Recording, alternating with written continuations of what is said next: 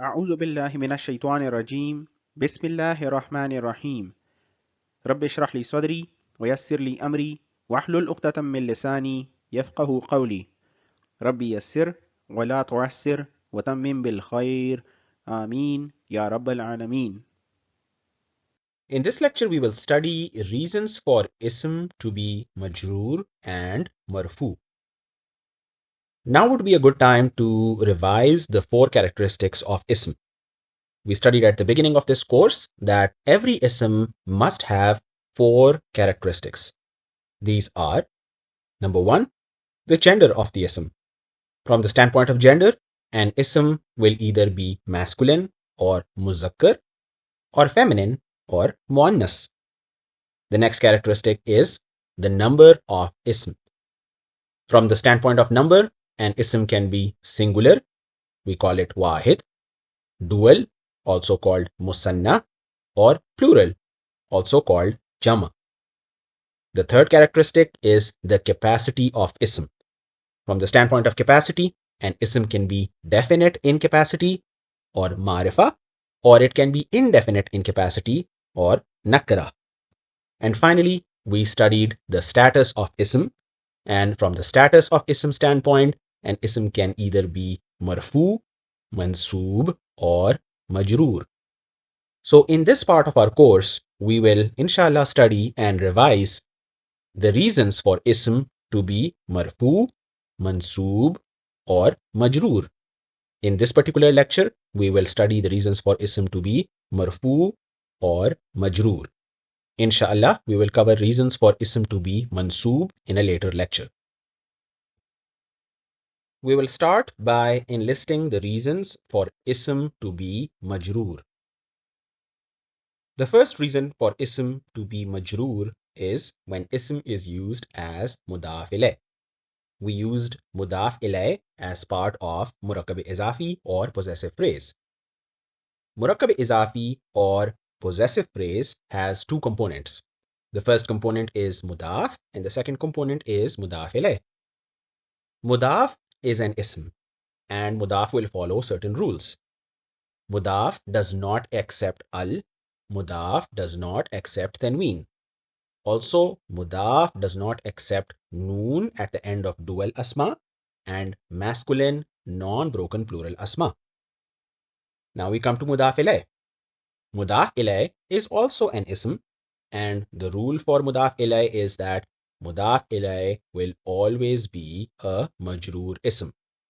So here we have encountered our first reason for an ism to be majroor, and that is when ism is used as mudaf ilayh. An example is Kitabullahi, the book of Allah subhanahu wa ta'ala. In this example, we see Kitabu first. Kitabu is an ism. There is no al and there is no tanween. So this gives us a clue that this could potentially be mudaf. This is followed by ism Allahi, and we notice that ism Allahi is majroor, so it meets the criteria for it to be mudaf ilayh.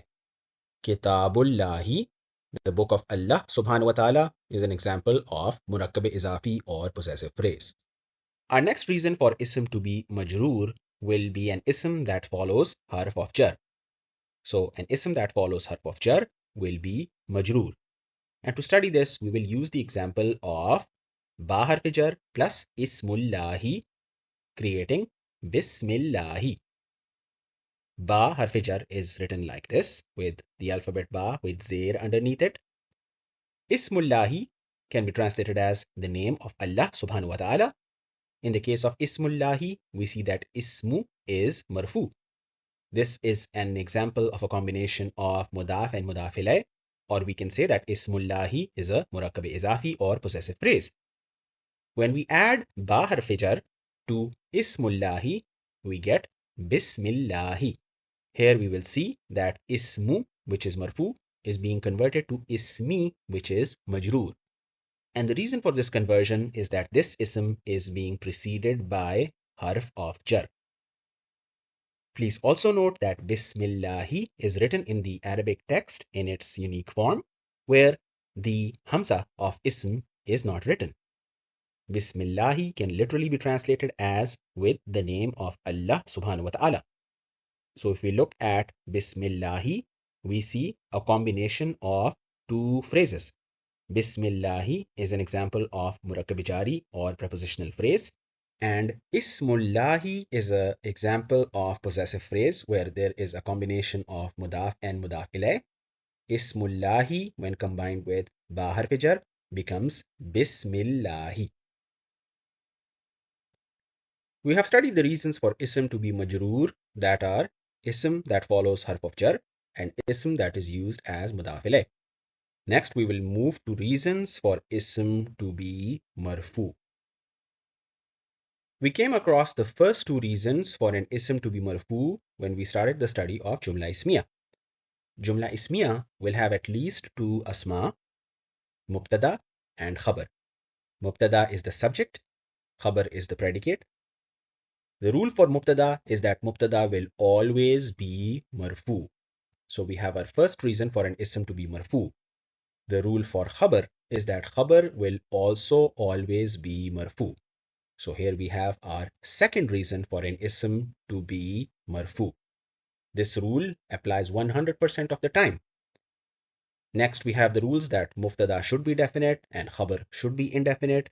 And finally, both Mubtada and Khabar will have the same gender and number. So we have identified the first two reasons for ism to be marfu, that is, ism as Mubtada in Jumla Ismiya and ism as Khabar in Jumla Ismiya.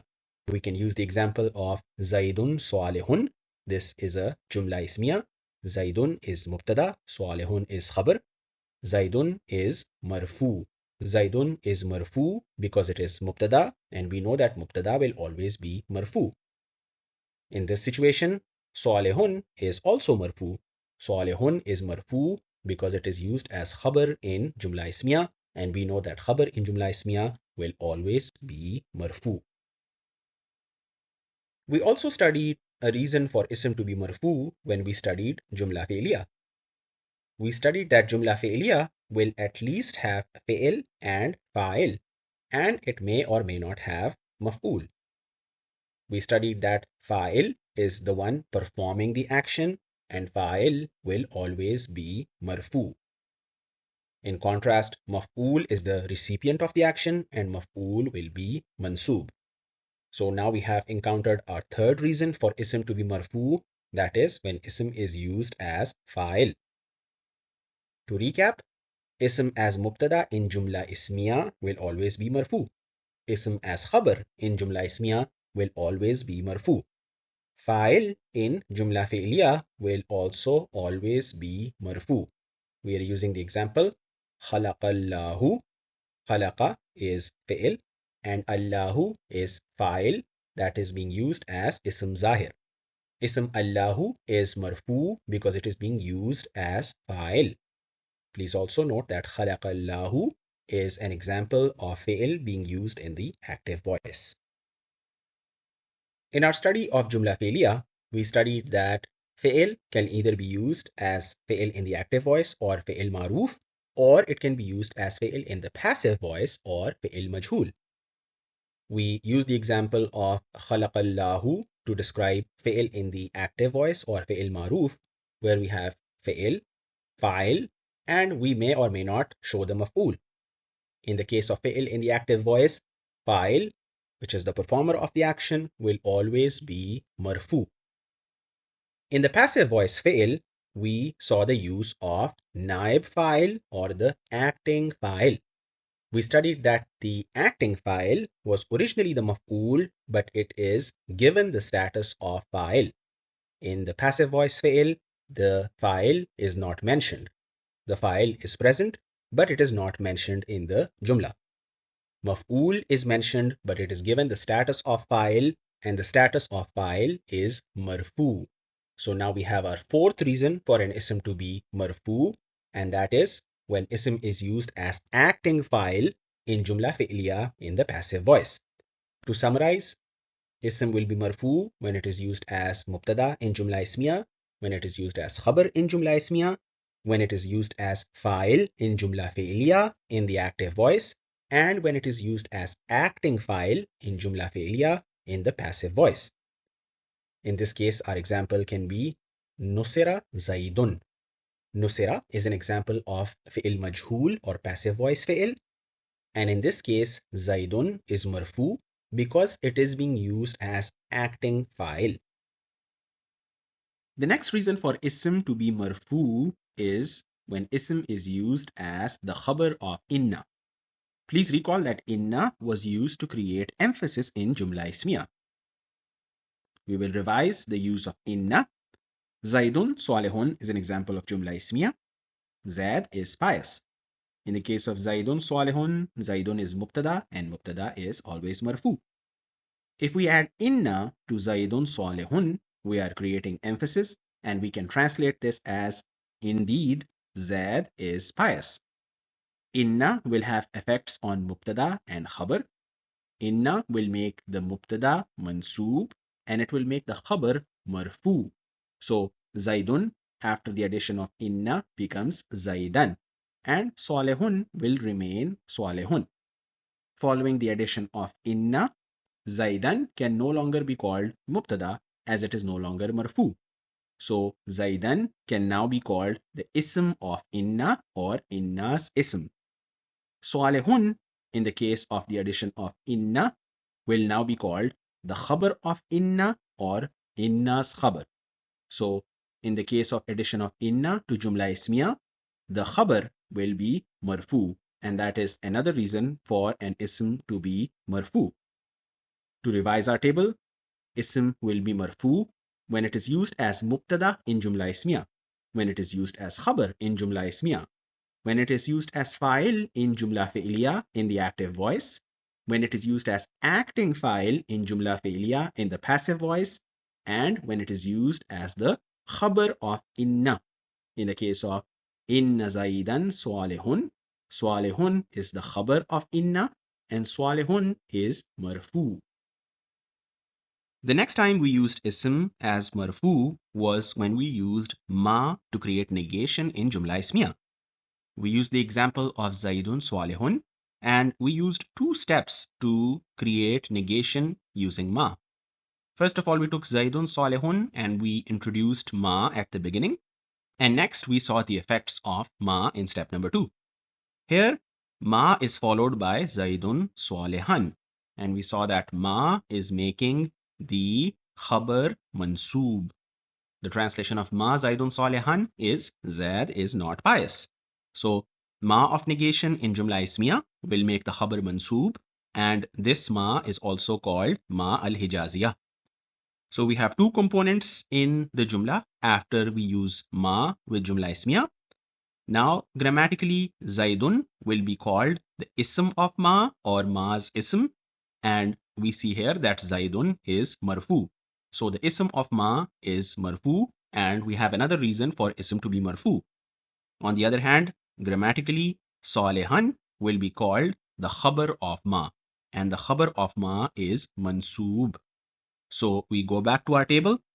The reasons for ism to be marfu are the following.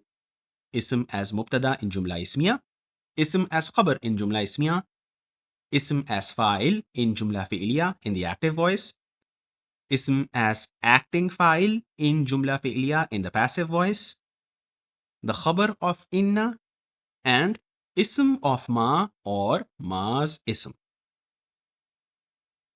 The seventh reason for an ism to be marfu is noted in the study of la nafi jins or law of absolute negation. We studied that law of absolute negation is used to create complete and categorical denial. For example, we studied in Surah number 2, ayah number 256, there is no compulsion in religion. La nafi jins or the law of absolute negation is being used to completely and categorically deny any form of compulsion in religion or deen. Another example of this that we studied was la raiba fihi. That is, there is absolutely no doubt in the Holy Quran. We studied that the ism that follows law of absolute negation is called ism of la nafi jins or the ism of law of absolute negation. We studied that this ism will have certain characteristics. the ism following this law or the law of absolute negation will be, first of all, indefinite in capacity, that is, it will be nakra. And here we see that this ism is nakra in capacity. Second, this ism will always be mansoob, that is, it is nasab in status. And thirdly, this ism will have no tanween on it, and that is the case over here as well. So la nafi jins is followed by the ism of la nafi jins. And then we have the khabar of la nafi jins. The khabar of la nafi jins will be marfu. In this case, we see fid dini, and ad-dini is majroor because of the effect of harf jar. In the Holy Quran, most commonly, we will see the khabar of la nafi jins in the form of jar majroor combination or murakkab jari. So we will go back to our table, and we know the first 6 reasons for an ism to be marfu. The 7th reason for an ism to be marfu is when it is the khabar of la of absolute negation, or when it is the khabar of la nafi jins. The khabar of la nafi jins should be marfu, but commonly in the Holy Quran, we will see jar majroor combination or murakkab jari in the place of the khabar of la nafi jins, or the khabar of la of absolute negation. The 8th reason for an ism to be marfu is the following. Ism of kana. This is new for us. We are introducing kana for the first time in our course. Ism of kana will be marfu. Please note that kana is also called fi'l naqis or incomplete fi'l. Let us see where we will be using kana in Arabic grammar. Let us look at the following example. Zaidun marizun. This can be translated as Zaid is ill. In order to create the meaning of Zaid was ill in Jumla Ismiya, we will need the help of kana. So kana can be used with Jumla Ismiya to create the meaning of Zaid was ill, when in the beginning we only have Zaidun marizun, which means Zaid is ill. Let us break this down further. We have Zaidun marizun, which is Jumla Ismiya, Mubtada and Khabar, and it can be translated as Zaid is ill. When we add kana at the beginning of Zaidun marizun, we get the result of kana Zaidun marizan. So here we are seeing that Zaidun stays Zaidun, but marizun is becoming marizan. Kana Zaidun marizan. Zaid was ill. So with the addition of kana, we're creating the meaning of was. Kana is followed by 2 components. The first one is the ism of kana, and ism of kana will be marfu. So here we have our 8th reason for an ism to be marfu, and that is the ism of kana. And the second component is the khabar of kana, and the khabar of kana will be mansoob. Please note an important distinction. We studied past tense and present and future tense, or fi'il mazi or fi'il mudare, in our study of fi'il. Kana should not be confused with fi'il mazi. In the example above, that is, kana zaidun marizan, we are using jumla ismiya in the past tense with the help of kana. This particular example uses an incomplete fi'il. Kana is an incomplete fi'il or fi'il naqis. Inshallah, in the later slides, we will study this in more detail. For now, the relevant thing for us to know is that kana can be used at the beginning of Jumla Ismiya. Kana creates the meaning of was, and kana will be followed by 2 components, the ism of kana that will always be marfu, and the khabar of kana that will be mansoob. Kana is an incomplete fi'il or fi'il naqis. It should not be confused with fi'il mazi or fi'il mudari. Let us study some examples. First of all, we have Zaidun jalisun. Zaid is sitting. This is a Jumla Ismiya. If we want to say Zaid was sitting, we will need the help of kana. So we will take Zaidun jalisun, we will add kana, and we will have kana Zaidun jalisan. Zaid was sitting. Kana is creating the meaning of was.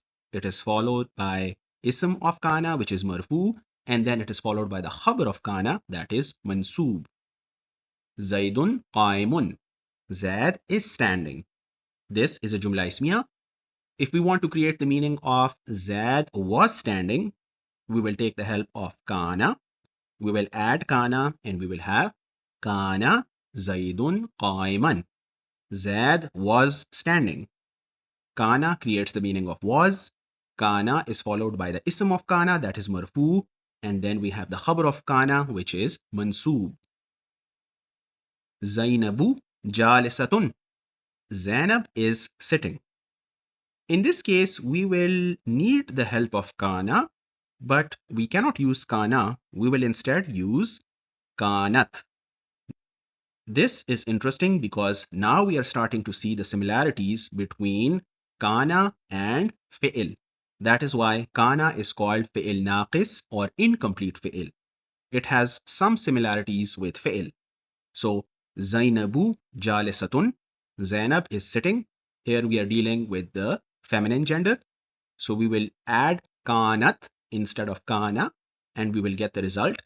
Kanat Zainabu jalisatan. Kanat is creating the meaning of was. Kanat is followed by its ism, that is marfu, and then its khabar, which is mansoob. So here we notice that incomplete fi'il will have some similarities to fi'il, including similarities in patterns of their tables. So kana will also have its own table. Let us look at the example of fi'il mazi. We studied in fi'il mazi for third person part of the table. It started with zahaba, zahaba, zahabu, zahabat, zahabata, zahabna. On a similar pattern, kana will have its own table. Incomplete fi'il in the third person starting with kana will be kana, kana, kanu, kanat, kanata, kunna. So we are seeing some similarities between these two tables. Please also note that just like in fi'il mazi, when fa'il was a noun or ism zahir, we only used cell number 1 and cell number 4 of the table. Similarly, for construction of kanat Zainabu jalisatan, we will select cell number 4 from the table of incomplete fi'il. That is why we are selecting kanat. And to convert Zainabu jalisatun, Zainab is sitting, into Zainab was sitting, we will use the help of kanat and we will have kanat Zainabu jalisatan.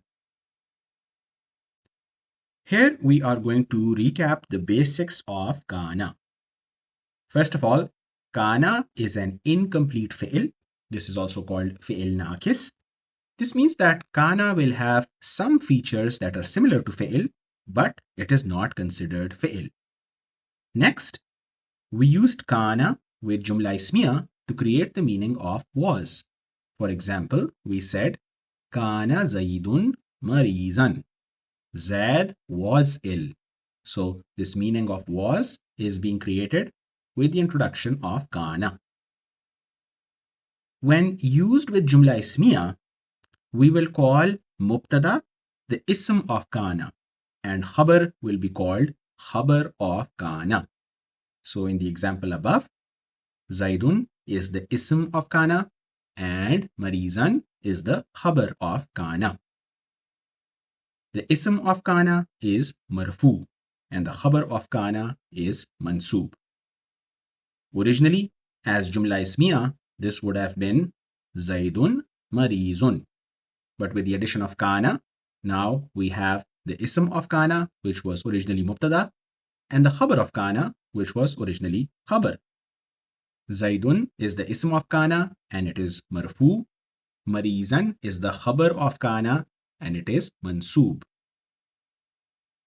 Just like fi'il mazi had a table that started with the example of zahaba, kana will also have its own table that starts with kana. This is an example of a similarity between kana, which is fi'il naqis, and a typical fi'il.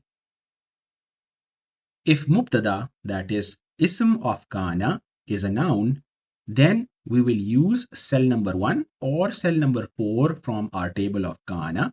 And this is similar to what we did in the case of fi'il when fa'il was a noun. If mubtada, that is ism of kana, is a personal pronoun, then we can use any of the 14 cells from our table of kana, similar to what we did in the case of fi'il when fa'il was a personal pronoun. Fi'il had a mazi, that is past tense, and mudare, which is present and future tense. Similarly, kana also has a mazi version and a mudare version. This is the second similarity that we are seeing between kana, which is an incomplete fi'il or fi'il naqis, and a typical fi'il. This is a new concept that inshallah we will study further in the subsequent slides. Just like fi'il mudare had a table that started with yazhabu, we also have a mudare version table that starts with yakunu. To summarize, there are similarities that exist between kana, which is an incomplete fi'il or fi'il naqis, and a typical fi'il. This does not mean that kana equals fi'il. Just like fi'il has tables for fi'il mazi and fi'il mudare, kana also has tables that have similarities to fi'il mazi table and fi'il mudare table. Here we have a comparison between kana and yakunu. Kana is the mazi version or the past version, and yakunu is the mudare version or future version.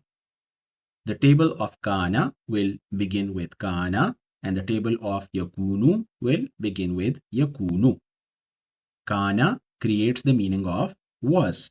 For example, kana Zaidun marizan. Zaid was ill. In this case, Zaidun is the ism of kana and marizan is the khabar of kana. In its mudare version, yakunu creates the meaning of will be or will become. For example, yakunu Zaidun marizan. Zaid will become ill. So here our translation was Zaid was ill, and with the addition of yakunu, our translation is Zaid will become ill. Now we are referring to the future tense. In this example, Zaidun is the ism of yakunu and marizan is the khabar of yakunu. Here we will do some practice. In this column, we have two examples of Jumla Ismiya. Hamidun Salihun. Hamid is pious. Maryamu Salihatun. Maryam is pious. Mubtada, Khabar. Mubtada, Khabar. We are calling them Mubtada and Khabar because we are dealing with Jumla Ismiya here. Now, if we take this Jumla Ismiya and we add an incomplete fi'il or fi'il naqis, that is kana, we will have kana Hamidun Salihan. Hamid was pious. Hamid is pious. Hamidun Salihun. Hamid was pious. Kana Hamidun Salihan. In this case, Hamidun will no longer be called Mubtada, rather it is the ism of kana. And Salihan will no longer be called Khabar, rather it is the Khabar of kana. Maryamu Salihatun. If we add the incomplete fi'il, the feminine version, Kanat Maryamu Salihatan. Maryam was pious. In our third column, we are going to add the mudare version. Now we are using yakunu. If we add yakunu to Hamidun Salihun, we will get yakunu Hamidun Salihan. Hamidun is the ism of yakunu. Salihan is the khabar of yakunu. Hamid will become pious. Hamid is pious. Hamid was pious. Hamid will become pious. For the feminine example, now we cannot use yakunu. Rather, when the table of yakunu continues, at cell number 4, we will get takunu. Takunu Maryamu salihatan. Maryam will become pious. Maryamu is the ism of takunu. Salihatan is the khabar of takunu. Inshallah, in later sections, we will be studying these tables in more detail. In this lecture, we will mainly focus on the use of kana yakunu and kanat takunu. We will try to study and identify the use of incomplete fi'il or fi'il inakis. Yawma yakunu annasu. Yawma yakunu nasu.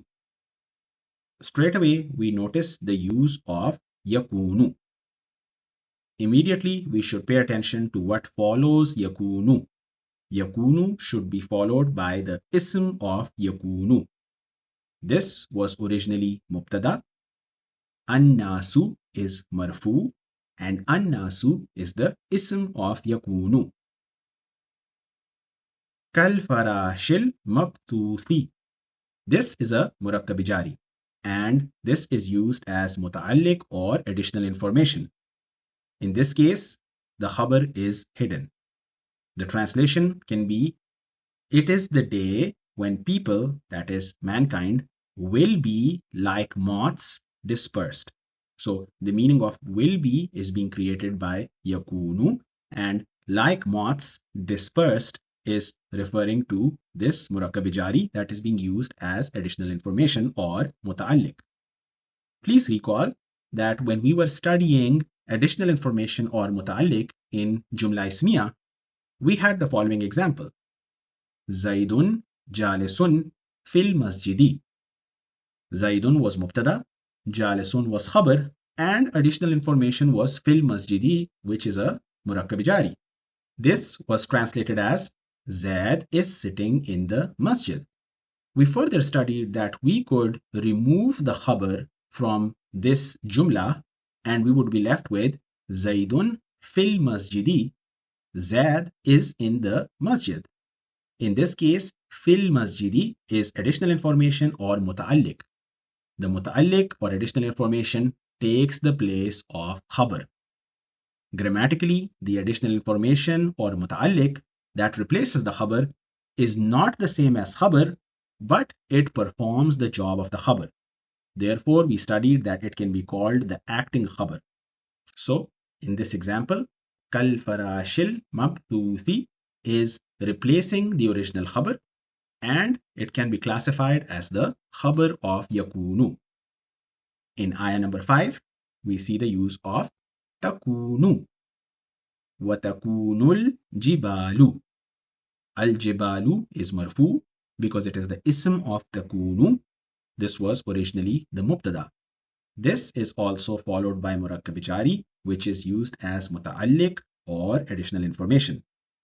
The translation is, and the mountains will be like carded wool. The meaning of will be is coming from the use of takunu. Here we will highlight an important concept that is pertinent to the use of kana. In the Holy Quran in Surah number 25, ayah number 17, we see وَكَانَ اللَّهُ غَفُورًا رَحِيمًا. And Allah subhanahu wa ta'ala is most forgiving, very merciful. In this ayah, we see the use of kana. However, in the translation, we are using is. Allah subhanahu wa ta'ala is most forgiving, very merciful. We cannot use the translation was, as that would obviously be incorrect. Here is an important concept. We can also say Allahu ghafurun. That is, Allah subhanahu wa ta'ala is most forgiving. So why is it written as Kana Allahu ghafuran in the Holy Quran? We need to emphasize the following. We need to study universal truth. Examples of universal truth are the sun rises in the east. The earth revolves around the sun. 1 plus 1 equals 2. Please note that universal truth will have the same tense when used in the past, present, or future. Please also note that there is no tense that will cover all the three tenses at once. So each language uses a particular tense to state universal truth. In English, the simple present tense is used to state universal truth, such as plants need water to survive. We typically don't say plants will need water to survive or plants needed water to survive. This is a universal truth that we simply state by saying plants need water to survive. We are using the simple present tense. The sun rises in the east. Simple present tense. The earth revolves around the sun. Simple present tense. We are not saying the earth revolved around the sun or the earth will revolve around the sun. To state universal truth in English language, we use the simple present tense and we say the earth revolves around the sun. 1 plus 1 equals 2. In Urdu, we also use the simple present tense to state universal truth. The earth revolves around the sun. Zameen suraj ke gird ghumti hai. So in this case, we are using the simple present tense to state universal truth. However, in Arabic grammar, kana is used to state universal truth. Although kana literally creates the translation of was, but we have to be careful when dealing with stating universal truth. We will use kana wa kana Allahu ghafuran rahiman will be translated as and Allah subhanahu wa ta'ala is most forgiving, very merciful. This is a universal truth, and in order to state the universal truth, we are using kana, and in this case, we will not use the translation was. To further elaborate on this, Allahu ghafurun. This is a simple jumla ismiya. Allahu is mubtada, ghafurun is khabar. Allahu ghafurun, Allah subhanahu wa ta'ala is most forgiving. Now, if we bring kana, we will have kana Allahu ghafuran. And this can be translated as Allah subhanahu wa ta'ala was, is, and will be most forgiving. Now we are covering all three tenses using kana because we are using kana to state a universal truth. This can be summarized as Allah subhanahu wa ta'ala is most forgiving. And here we are stating the universal truth. We are using kana to state the universal truth, but in our translation, when we are dealing with universal truth, we will not use was, rather we will translate it as is. Allah subhanahu wa ta'ala is most forgiving. سبحانك اللهم وبحمدك أشهد أن لا إله إلا أنت أستغفرك وأتوب إليك